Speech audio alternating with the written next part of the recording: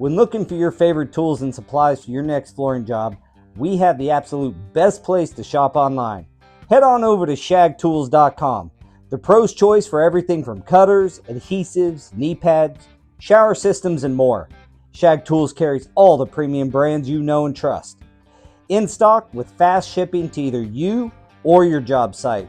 And right now, our new customers are going to receive 10% off their initial purchase using the code HUDDLE10. That's right, HUDDLE10 at shagtools.com.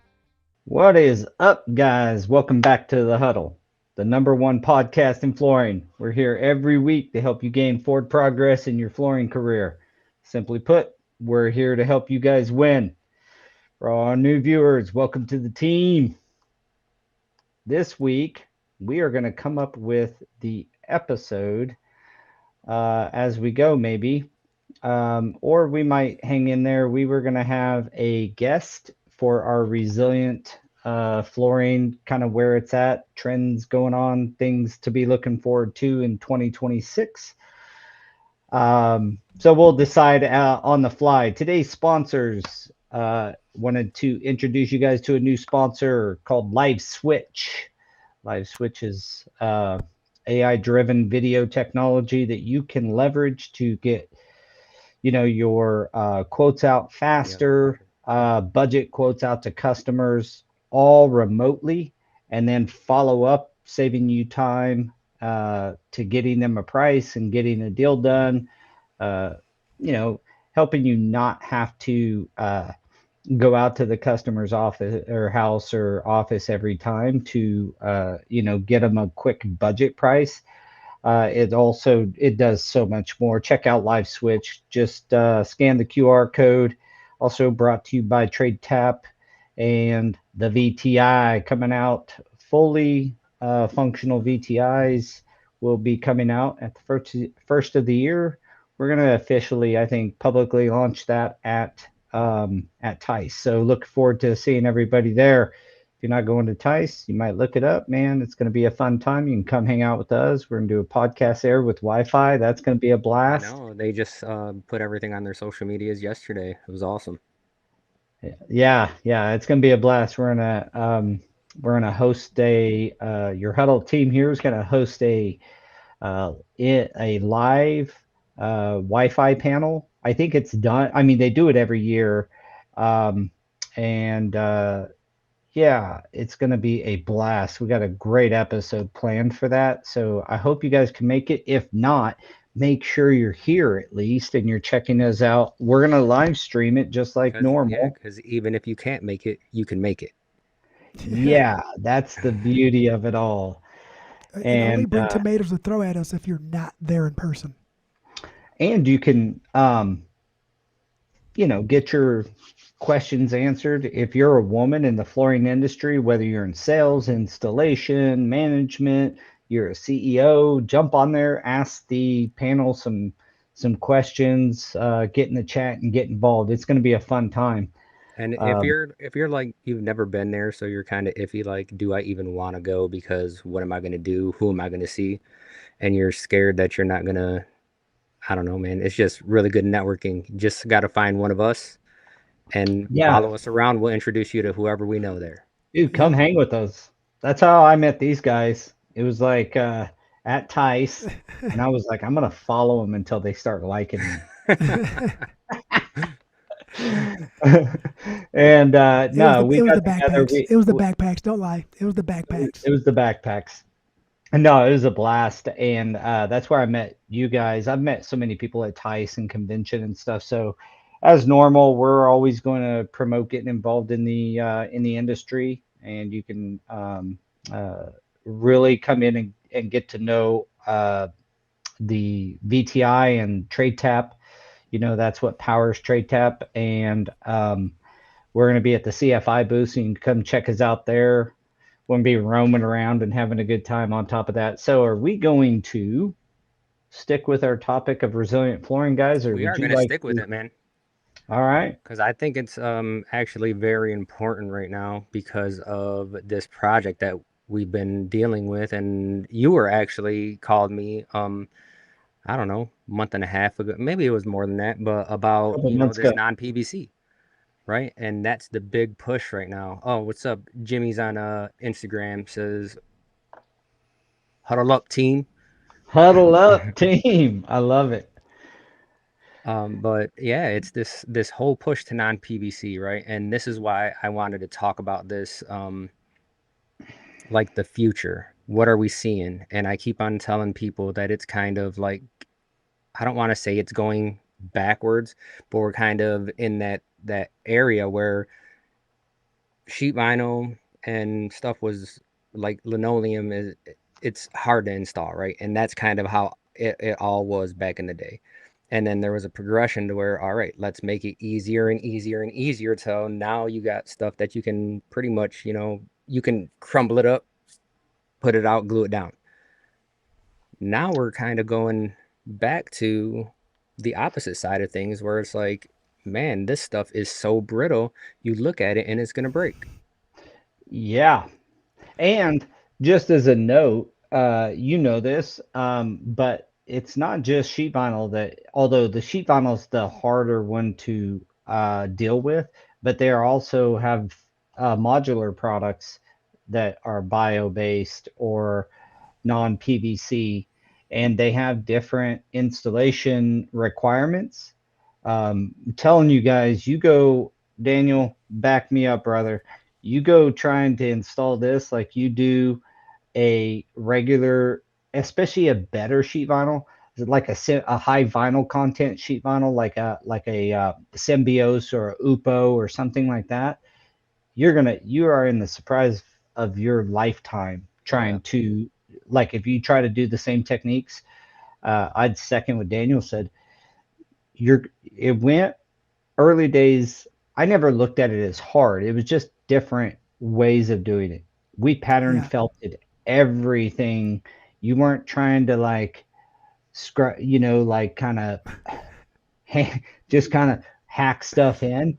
But the as vinyl got, a little, I would say better. It was not as easily torn. Some of the older vinyls, they're still around that that would tear easy. We didn't even mess with it. We pattern felt the sucker. And you kind of got into some other vinyls that you could hack and slash in, and then you could just use really good hand skills. Don't get me wrong, it doesn't mean it was the wrong way to do it. It just, you could, cut it in without pattern felting at first. This stuff, man, it's almost back, like Daniel said, to that beginning stage. You better know how to pattern felt and use a set of scribes. You got to know how to boot it.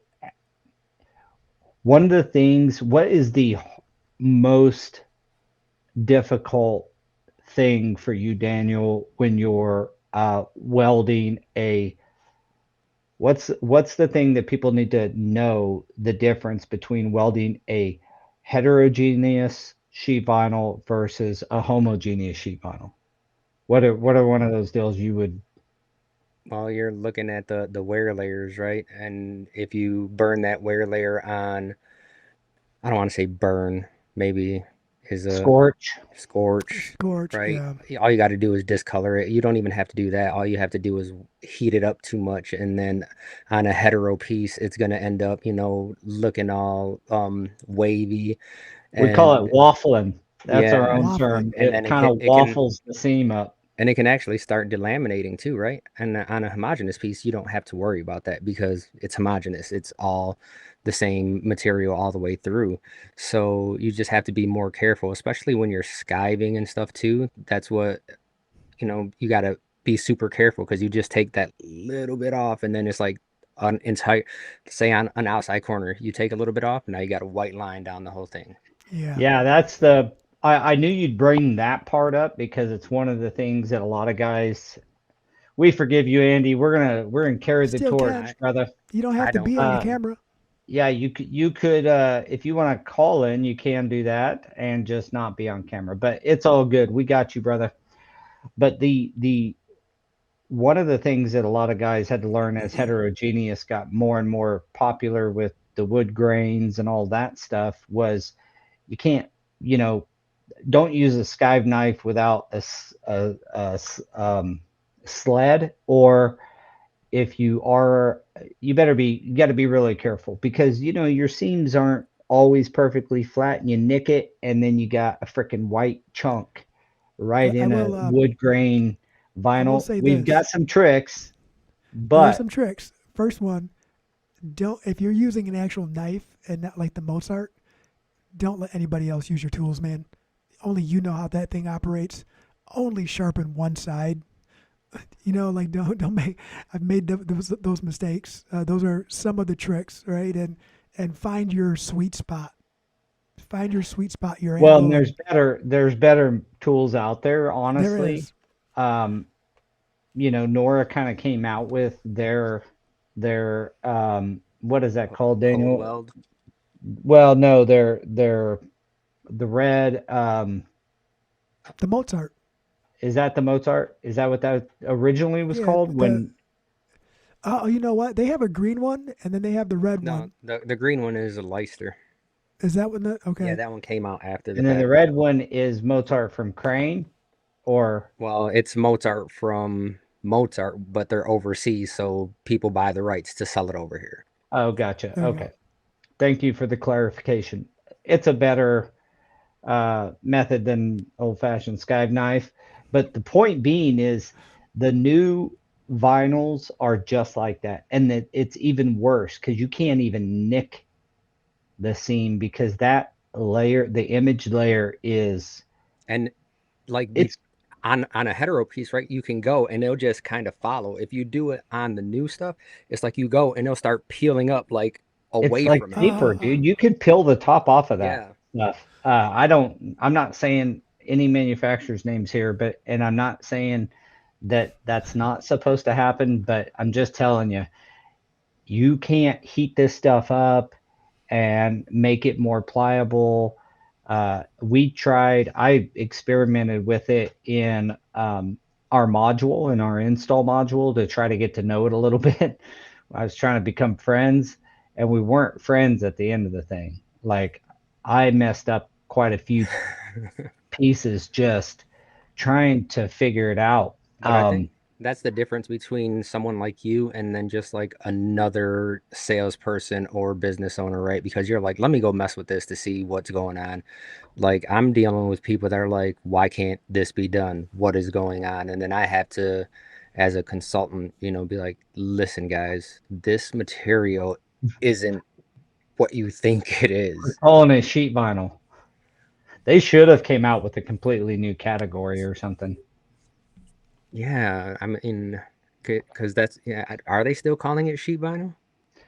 Well, the tech guys tell you not to, but I mean, I got on the phone with the tech guy because I was like wanting to get some more information. And he goes, "All right, out of the gate, don't call it sheet vinyl."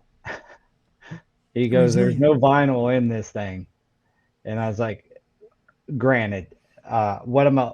You know, what it's being written in the specs of sheet vinyl is what I'm saying, but the those products, man, and then the LVTs, or the modular like products, they all have to be wet set, or at least all of them that I have dealt with.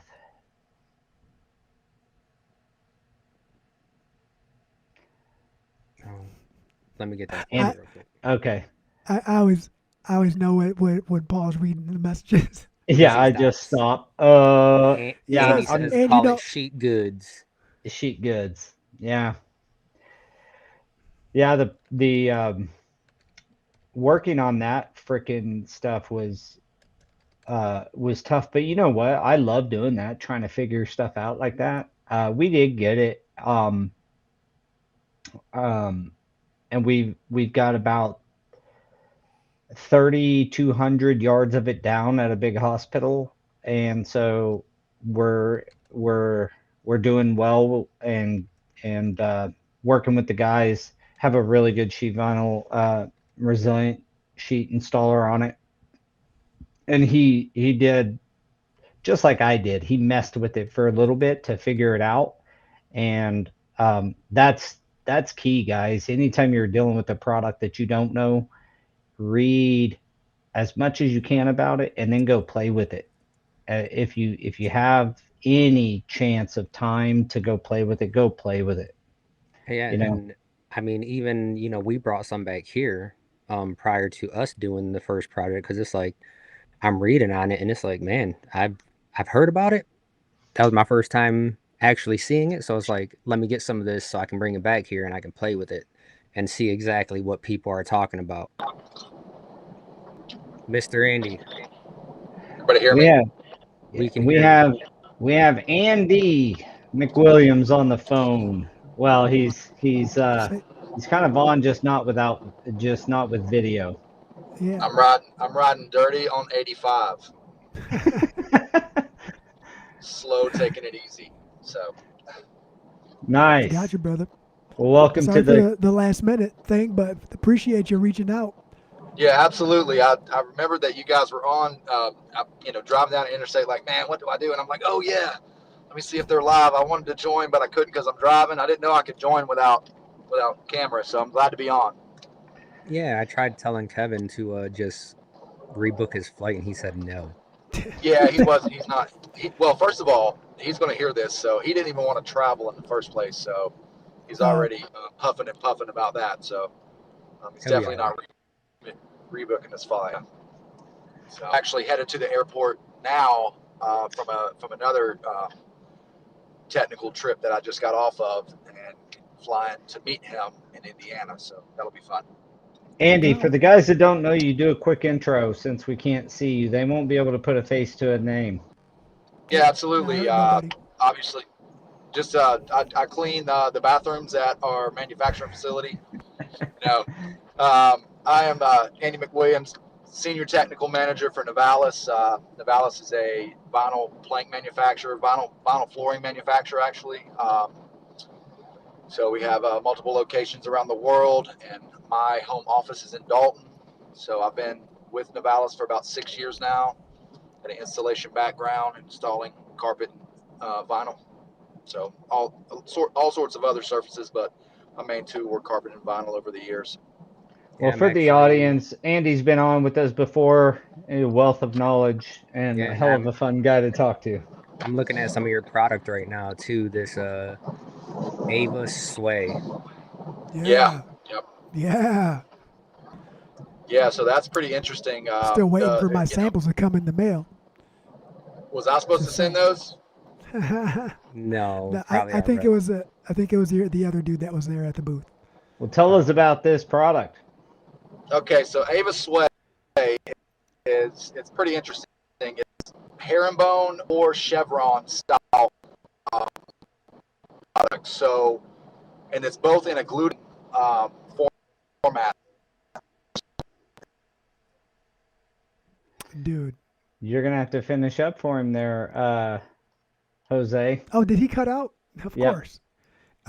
So it was a glue down, like you said, glue down or interlocking format, and he blew my mind with the amount of patterns that he could do with these little 1 foot pieces. I don't remember the exact dimensions. That's why I wanted to get some samples sent over.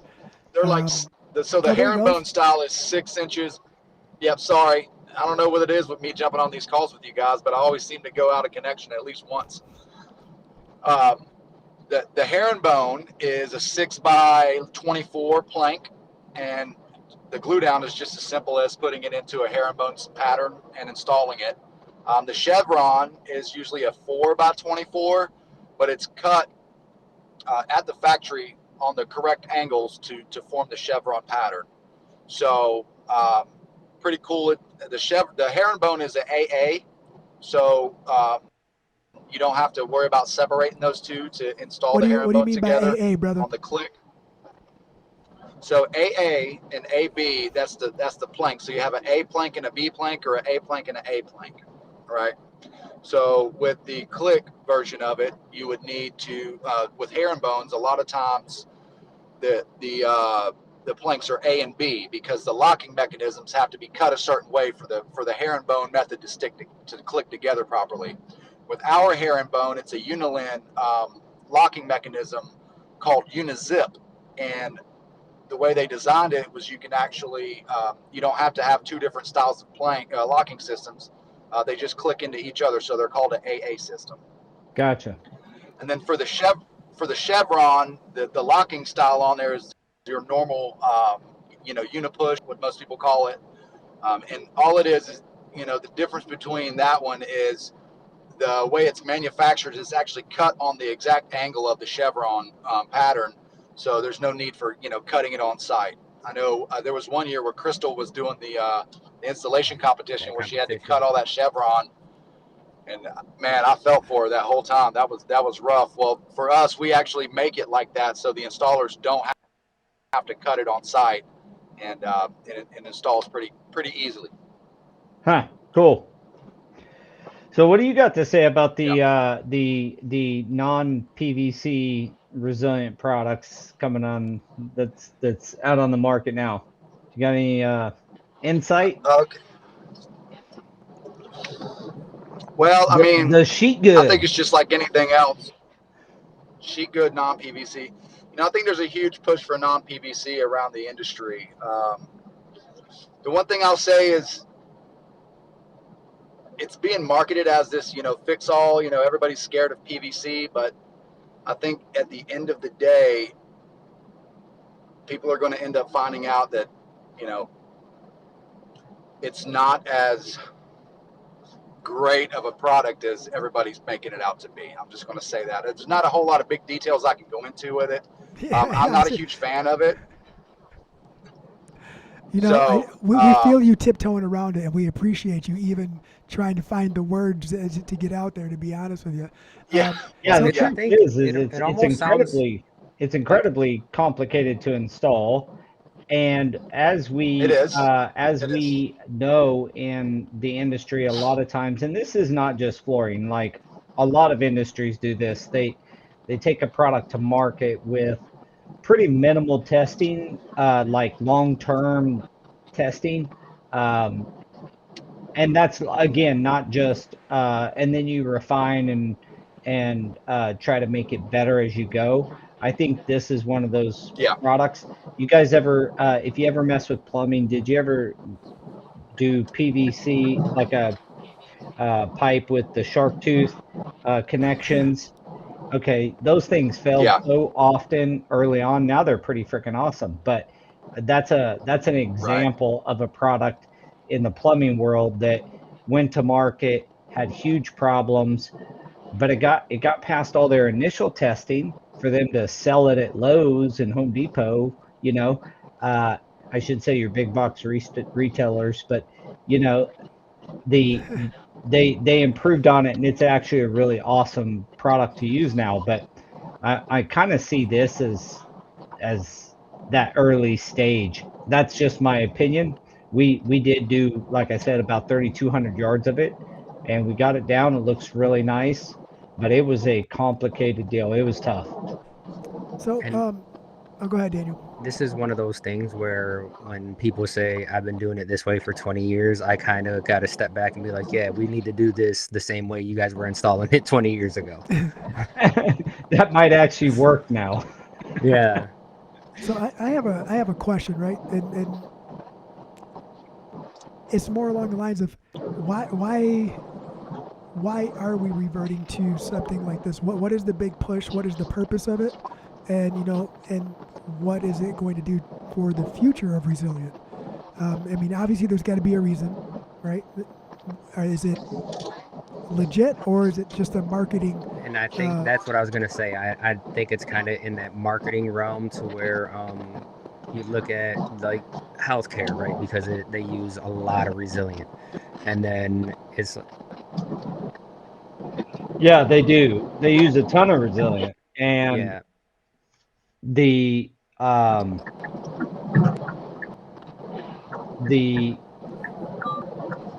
problem when you're bringing a new market out is the places you're marketing to are these huge jobs, though, like healthcare. Nothing like taking a new product and introducing it in one of the largest project types. What do you think, Andy? Is it more marketing, or is there actually like some science behind the health of everything? It's kind of both. It's kind of both. From one aspect, it's more of the the green part of it. Trying to find percent virgin PVC is really hard to do. And obviously, the marketing side gets wind as a new product that is, PVC free or free that, somebody has put on a red list that this could cause, issues down the road. They're gonna push it. So, with all the things about microplastic coming out these days, there's a huge push to push PVC out of the market. And I think it's just like the renewable aspect, right? Because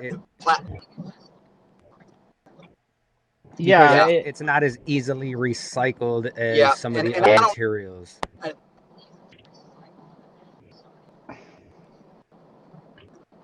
Right, but PVC free. Next question is, okay, well, what does it have then? Right, and how long have these products been on the market, and how much testing has went into those, and how healthy are they for us? So that would be my question. We as a company don't have any PVC products or PVC free. Well, I'm sure at some point we'll be looking into testing those and maybe using some, but we're still kind of staying the course with PVC. So I don't know. I have some dirty testing we performed, and I'll say one thing about the PVC I received, that I couldn't find anything to stick to. It was pretty rough, we put it through some testing, and it was scary, to be honest with you. And knowing that there's these products on the market and that using them, I'm worried about the failures that are going to come with them. Yeah, and I think we're already kind of in the midst of seeing some of that stuff right now. I mean, just on the projects that we've been working on, and it's like they're already on, they have multiple different variations of them out already.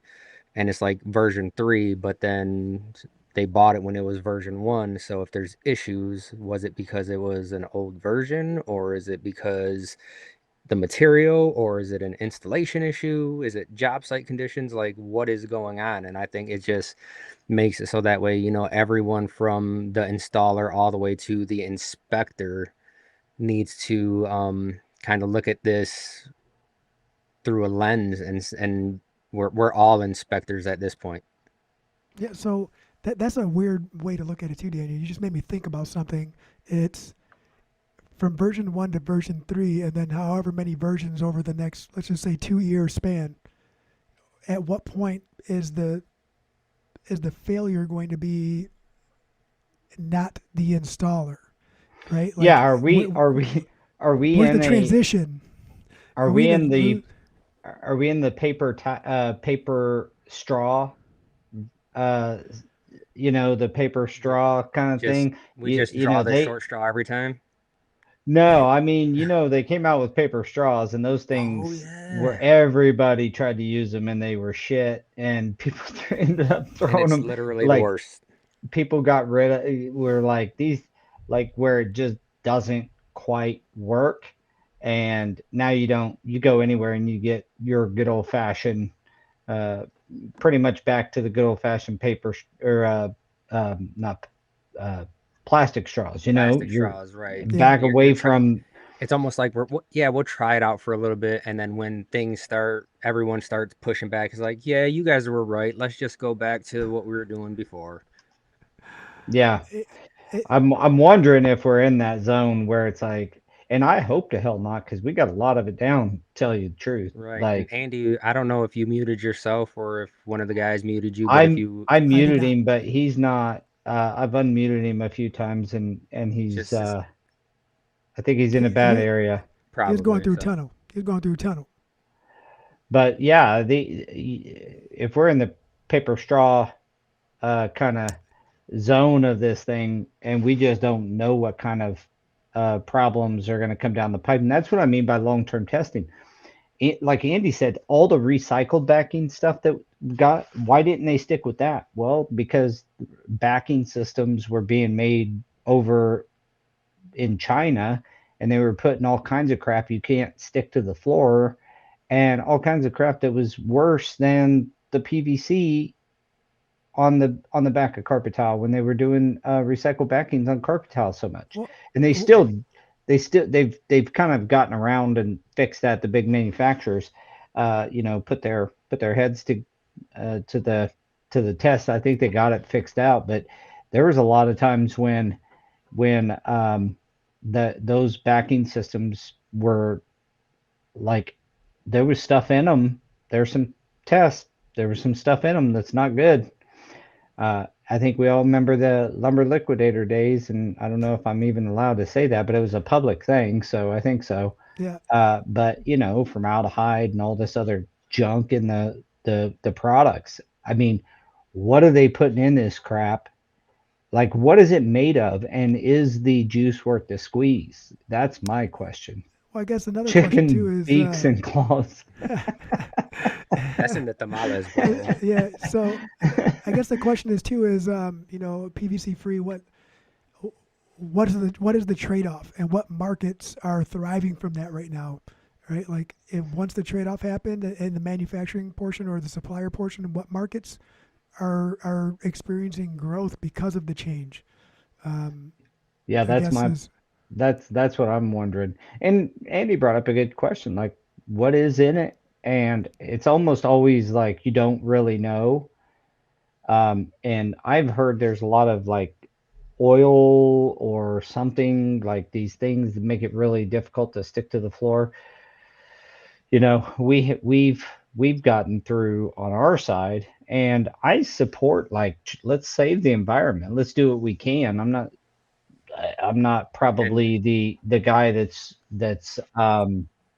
you know saying that every bit of CO2 we put in the atmosphere is causing climate change. I'm not that guy, but I do believe we should take care of the environment and do what we can to make, keep nature beautiful.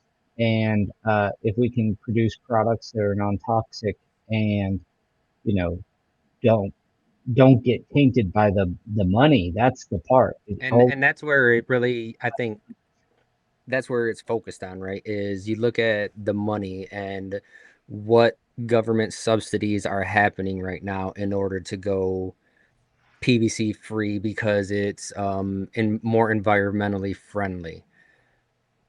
Um, just looking at some of these prints, it's like I'm looking over here, HPD free or something. It had its own category on the print, like so it knew any item that was in this, and I think that's where um companies are like, hey, we have to do this in order to get more on the government side. And I mean, they probably tie this to CEOs bonus checks and stuff like that, so the CEO is going to push it, right? And it just, it's one of Yeah, those I don't things know that's the tangled mess that comes along with it all, but I'll tell you that it it always sounds good. All these products, and not just in flooring. I'm talking across. They sound good until, you know, until it's not good. until it's not good, and we all have to endure. And I mean I'm talking tradesmen in general. Have to endure the almost the testing of it. I mean, it gets tested to some extent, surely, and we Right, but can it's, all probably agree to that. you But don't know it's until it's installed in a building and it's been in there for a year, 2 years, what's going to happen. Yeah, and what's the how does it degrade under constant environmental pressures? We all And know there is no perfectly dry concrete, so under some emissions, and you're talking years of in a hospital under those conditions with you heavy rolling loads and you kind all of got to that look at stuff. it in terms of asbestos was in the flooring before, and it was What a totally fine great at one point. what a great building product that was. Too bad it caused cancer, but man, Yeah, but you know everything causes it, right? Like everything. What's the leading cause of cancer? Life. well, Oxygen. Yeah, you really, I mean, obviously mesothelioma was, I but mean, that's it did have It an is, yeah. outbreak because of, the asbestos that we used in building materials. And I understand that.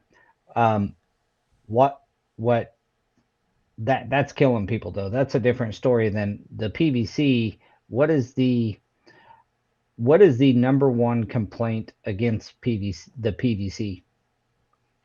so I'm looking it up, and it's the VOCs and Daniel. What is that PT? I can't say that word right now. I'm drawing a blank. Um, but it's the VOCs and the quality control of the air and the potential cancer links, hormone disruption, uh, plus the desire for more sustainable, durable, innovative options. That's why the big That's the Innovative. push. part. That's the part Yeah, I've heard the most is not the um more of the recyclable, more reusable product is the reason. well, I wasn't I sure get. about it. Like, what's the So big this is all hoo-ha because about of it? Is the it? refining process, right? Hmm. Because it's not going to be because of uh, like migration of anything through the flooring right now. Everything I'm reading right now is going back to the refining process when it is removed. Um, green buildings, reduced emissions, sustainable. They're more sustainable materials, so I guess they can be reused more times. Yeah, and it says that just the ingredients that actually go into PVC can't are not as easily regulated, right? Because you can say that you put something in there, but they don't know how much you put, like plasticizers. And everyone knows, I mean, if you don't know, you should know that plasticizers end up evaporating off, and then once they evaporate off, you're gonna be breathing that stuff in, right? But and I posed the question to a tech rep that I met on site. I was like, "Well, what's in it if it's not a plasticizer?" And he was just like, "I cannot even tell you that right now. I'm just the guy here for the install." But Huh. you know what? I think somebody is trying to like. This is a soup, right? Like it's like menudo. You guys don't really want to know what's in it. Just know that it tastes good, right? Just don't ask me what's in it because then you're not going to want to eat it. Just you'll be fine. Are you It, saying that the new vinyls are like are like I Menudo? don't. We don't know yet. We don't know yet, man. They haven't Jorge been out did long say enough for chicken everyone to beaks taste and them. claws. Yeah, he did. I There was think a that's tamale that my mom got when I was in high school from someone that she worked with, and I took a bite of it, and there was a chicken foot in there. The whole thing, bro. The whole thing. oh my god. I like He still he still ate it, but that's hilarious. Well, okay, uh, so it's like that. The deal is you don't know what's in it, and just to kind of do a bit of process check here, where is it going? Is there indicators, and this is where Andy would be like Yeah, he said that he has service now, good. but I told him to like log off and log back in to see if that works. Yeah.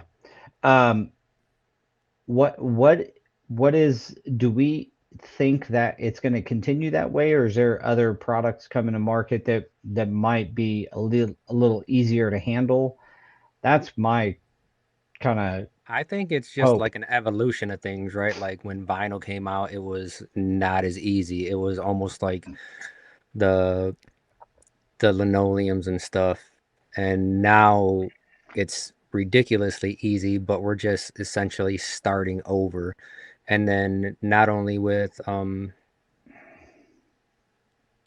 like going from a pressure sensitive back to a wet set, because we were starting to do that with the vinyls anyway. So this just makes that shift more enforceable. Like there's no doubt about it. You have to wet set this stuff or else it's not gonna lock down like it needs to be. Mm-hmm. Yeah, I think we're exiting the and I'd be curious if a manufacturer's stance is this or not, but are we exiting the dimensional stability era where we the old products, um, the adhesive was not there to keep them down or keep them dimensionally stable. They just keep them from sliding. And so are we leaving that zone where it's like, and also where you have to use the manufacturer's recommended, like their adhesive. You can't, how Yes. back in the day you could use We can anybody's hear you, adhesive. Andy. What's up, Andy? You can hear me now? We can hear you Yes. now. Yeah. Okay. My apologies, guys. Obviously 85 South is not great with service. So, yes, recommend. I missed all of that. I know the last thing I heard was, Andy, you could probably say something to this, and then it went out. About Of 2 course. minutes ago. Well, we were kind of curious, like, what is is this the you had mentioned that Novalis may be even looking at PVC and free in the future. Is that going to continue? Like, is this just a trend that's going to end, or is it really going to stick? Like, I mean, one thing do I'll say is, like, manu- we would never switch over to 100%, PVC free products. It would be more so a line of some sort, and on one of our, brands. But, it's definitely possible. And then your other question was what now? Well, if this is a trend, like, with enough conviction to the and commitment to the cause, it'll get figured out.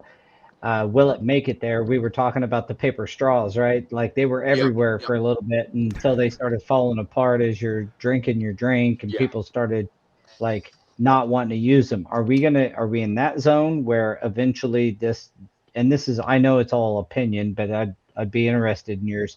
Are we in that zone where eventually this just goes away, or is there such a commitment to this from the manufacturing and maybe, like Daniel said, government side, that commitment, they're going to find a way for this to work out I don't think one way or we're in another? that Read the zone bill. yet. I don't think we're in that zone yet. I don't think. As soon as he started talking, it was about to be really good explanation too. Andy, Not in the zone of full commitment is what I heard, though.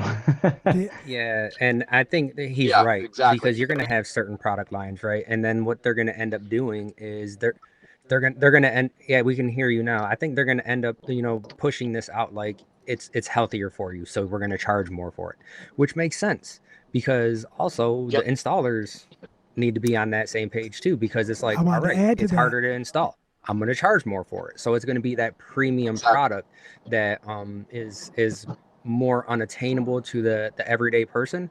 But when you're looking at sustainability and you want that, it's going to be okay, this is what I'm going to go with. And that's why I think, like, we've installed Forbo in $1 million houses, and they're not putting hard tiles and all this. They're like, I'm going to do something sustainable. I'm going to do Forbo in the kitchen, the dining room, and I'm going to put wool flooring over here, because everything is that sustainable factor. And you can kind of brag to your friends about it, I guess.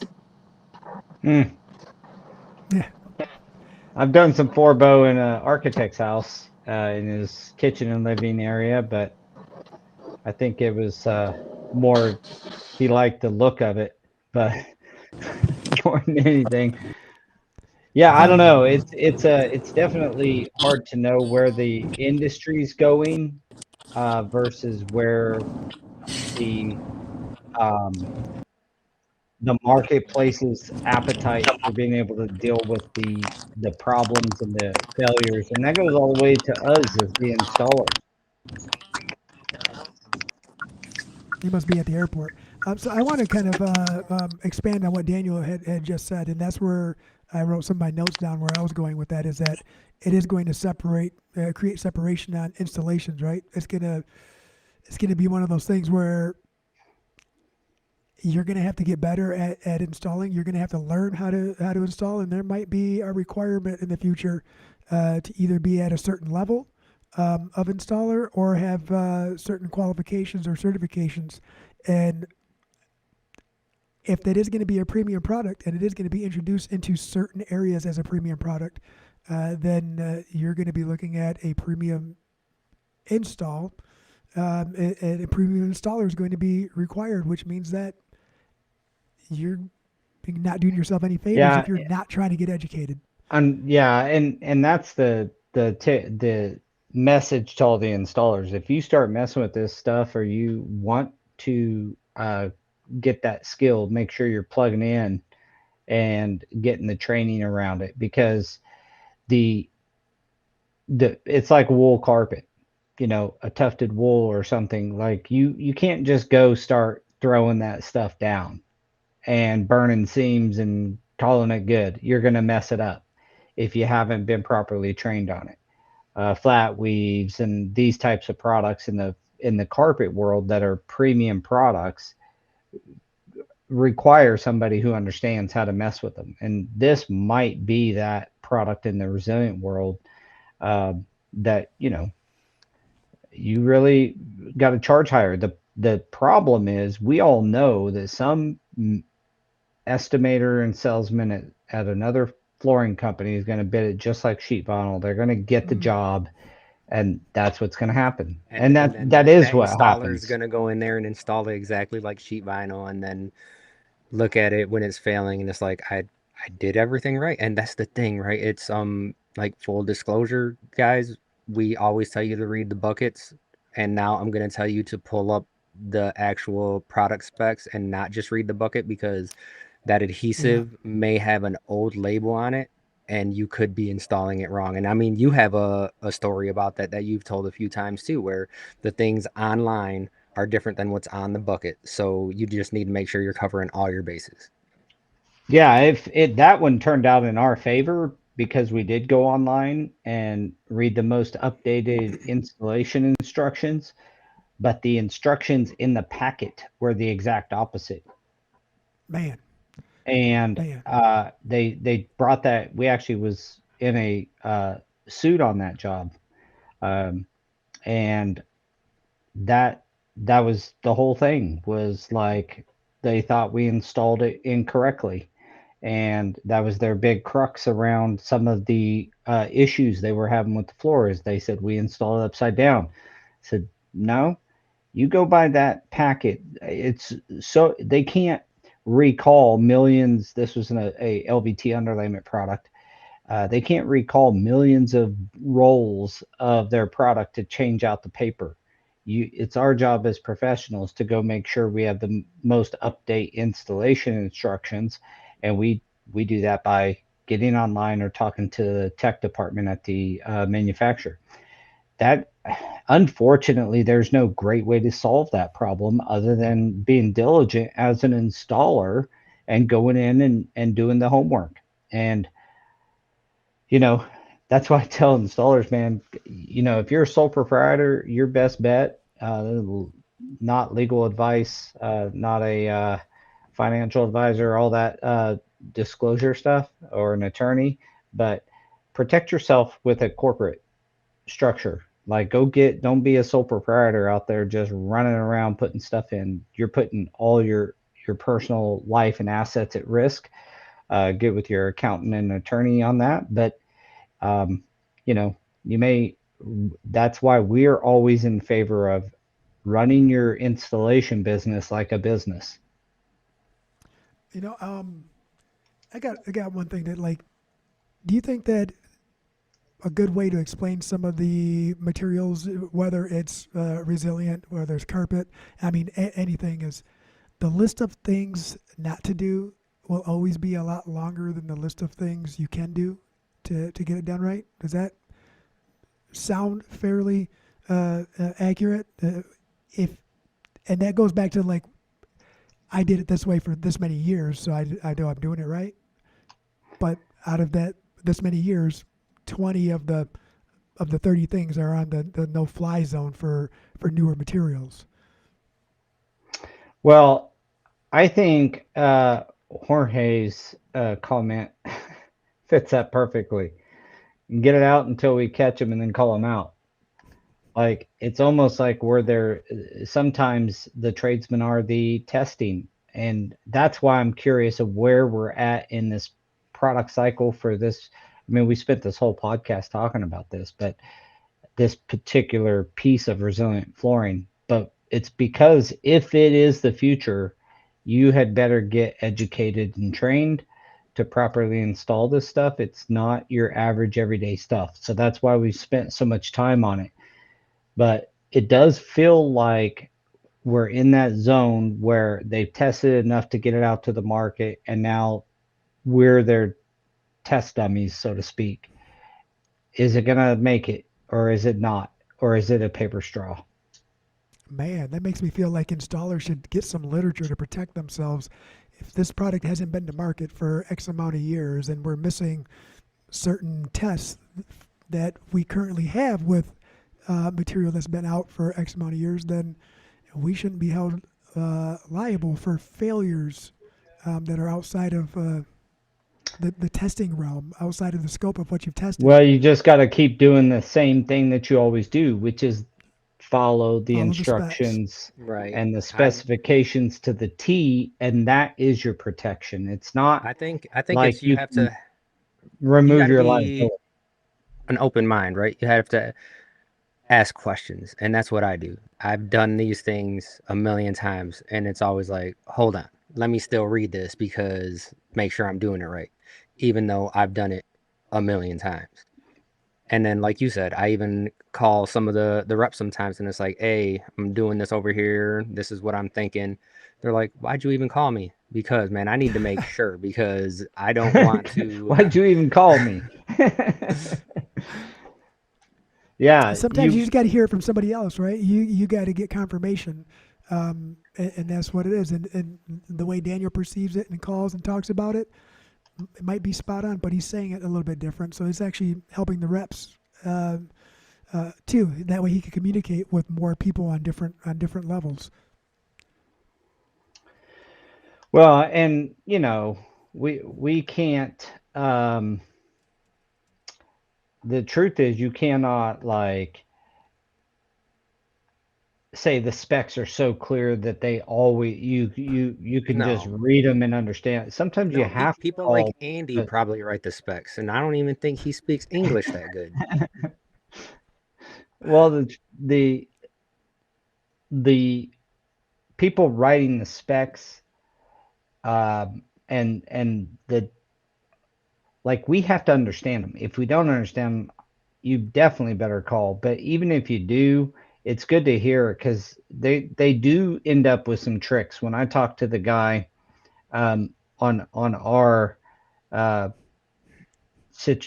product, I got to be careful because I don't want to call out anybody. But at the end of the day, that he was very clear, starting to give us some kind of little tips and tricks to this product. But even he was like, I haven't put my hands on it as much as other products. So so that's why I'm curious where we're at in this whole journey of learning this this new approach. I don't know how to say it any better than I was going to look up a spec for it and give you an example, because I was reading one the other day. I was like, what is this saying to me? What am I supposed to do? It contradicted itself a couple of times. I was like, what in the world?